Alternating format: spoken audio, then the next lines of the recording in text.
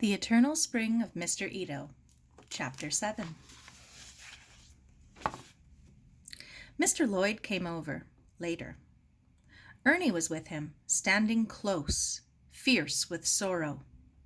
Maggie had stayed home with Mrs. Lloyd. The two families faced each other across the room, like enemies.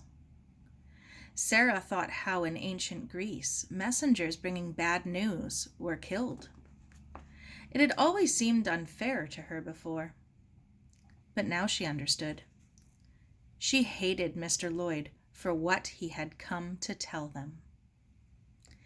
After that first terrible scream, Mary had withdrawn into a frightening, icy calm.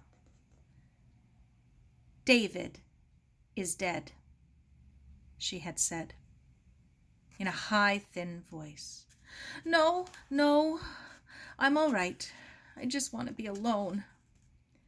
And she'd walk to her room and quietly close the door.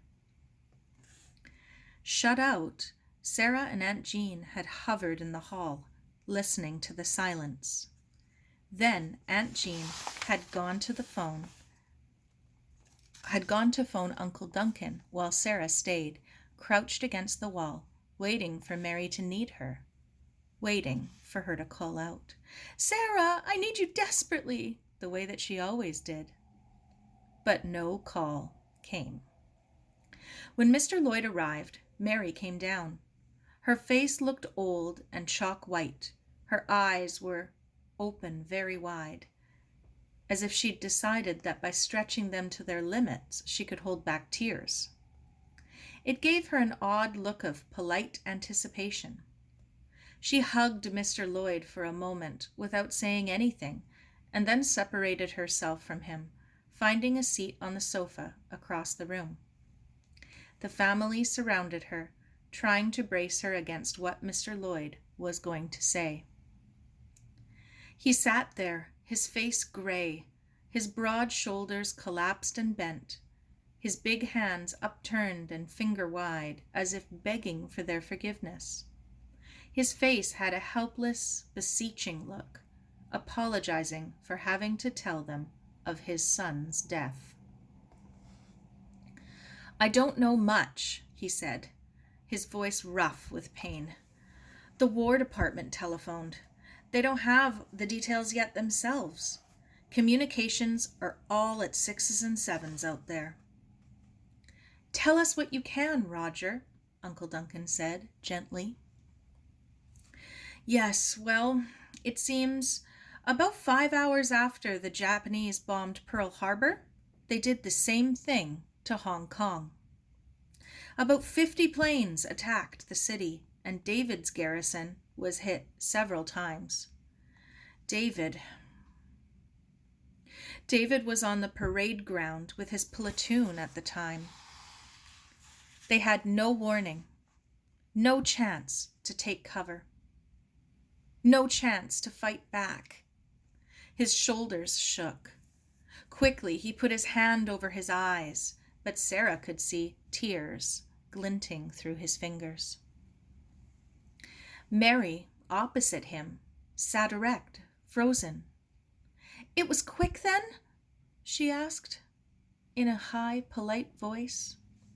"Oh, yes, very quick. That's what I understand."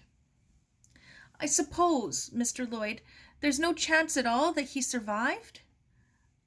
That maybe he's just very badly hurt? Perhaps in the hospital? I mean, in all that confusion, there could have been a mistake.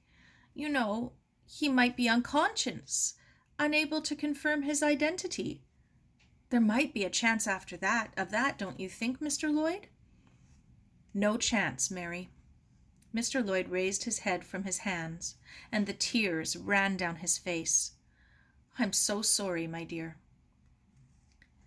Mary stood up, pulled away from Sara's hand, stood apart, dignified and alone. "Well, thank you for coming, Mr. Lloyd," she said. "I'll come and see Mrs. Lloyd tomorrow. Tell her how sorry She gasped a little. "I think I'll go to bed now. I'm quite tired, and there'll be a lot to do in the morning." She walked from the room, and no one dared go with her. Early next day, Sara went down to the tool shed. She needed to do something ordinary. She brought out the bonsai one by one and arranged them on the angawa, testing their soil with her finger, as Mr. Ito had taught her. The bonsai stood serene as statues, gleaming in the morning sun. She knelt in front of each one, wanting to be inside the bonsai world instead of the one she lived in. When she got to the bonke, she stared for a long time into the little landscape, the rocks, the trees, the bushes, the tiny plants, the wooden bridge, and the stream made of brushed sand. The bonke world knew nothing of bombers diving out of the sky to kill young men as they marched to a military band. It was a peaceful place, frozen in time, forever safe from change. She gazed at her flowering quince, which, like Mary and David's life together, had barely had a chance to get started. Then she went into the shed to look at the aiguromatsu, standing proud and alone like Mary last night, swaying against what threatened it, but holding fast. Hold fast. That's what it says, Sara thought. She walked back to the house to get ready for school. Her homework wasn't done. She'd better read up on the habitant of French Canada before she got to class, or Miss Ferguson would make her usual sarcastic remarks. She frowned in the sunlight, her head aching from lack of sleep. She'd spent the night listening to her aunt tiptoeing in and out of Mary's silent room, listening to her uncle's muffled inquiries each time she returned. It hadn't seemed right to go to sleep, as usual, on such a night. Aunt Jean was moving quietly about in the kitchen, trying to get breakfast without making a clatter. "Mary went off to sleep about 5, she whispered. Her own bright eyes were dull this morning. She looked closely at Sara. "You don't look too chipper yourself, Sara. How did you sleep?" "Fine." "You look tired. You'd better stay home with us today. I doubt you could concentrate on your work anyway. Now, sit down and eat something." Sara sank down in relief. Jamie passed a piece of toast, and she began buttering it. She was glad not to have to face all the questions and sympathy at school. She munched her toast automatically. It tasted like sawdust. "Now, Duncan, what about you? Eat something. You look like a ghost." "Nothing to eat for me." Uncle Duncan poured his tea. "No." He waved her away irritably. "Don't fuss, Aunt Jean." Sara and Jamie kept quiet. Thick silence filled the kitchen, pressing down on them. Fearless put his head down on his paws, looking from one to the other without moving his head. Usually when he did that, they laughed to see his eyebrows going up and down. But today they didn't, and his eyes looked anxious. The pages of Uncle Duncan's daily province crackled in the quiet room. "What does it say in the paper, Duncan?" Aunt Jean joined them at the table, perched ready to fly to Mary the instant she heard a sound.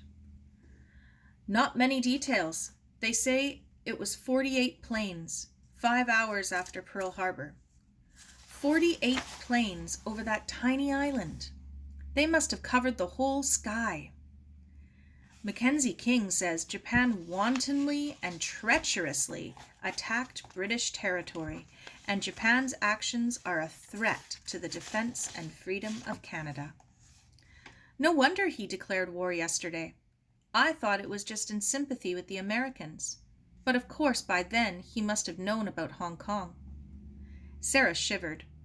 All the time they'd been twirling around in Mrs. Ito's parlor, singing, laughing, beautiful in their bridesmaids' dresses, David had already been dead for a day.